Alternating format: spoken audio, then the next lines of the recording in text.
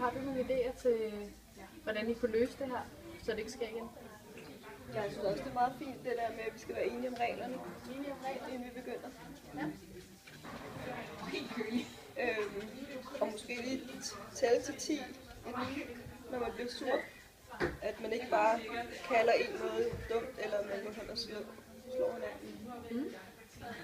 Så der er I faktisk måske ved at komme frem til en fælles løsning der, som I godt kunne stå inden for, at man... Hvordan kunne I så forestille jer, at det kunne se ud en anden gang? Det ved jeg ikke. At vi måske laver nogle regler i klassen, som vi alle sammen skal spille efter.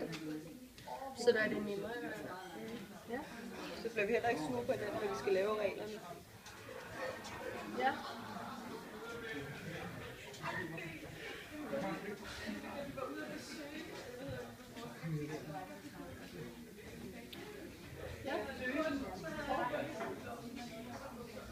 Så I vil simpelthen en anden gang måske kunne lave nogle fælles regelsæt i klassen, inden I går i gang med spillet.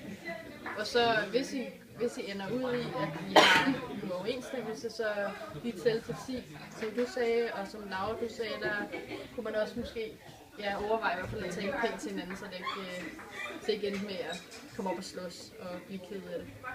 Okay. Så kunne man måske også forestille sig, at de spillede på samme hold næste gang, bare lige for at prøve det af. Ja,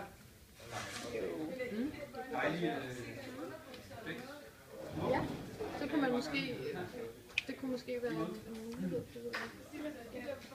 Hvordan har I det med den her løsning? Den er fin nok. Det synes jeg også. Ja. Det er da super. Og ellers så må vi jo tage en snak igen i morgen, hvis der er nogen af jer, der har behov for, og I føler, at jeg får snakket om det hele eller noget. Så må vi lige hive fat i mig. Undskyld Cecilie.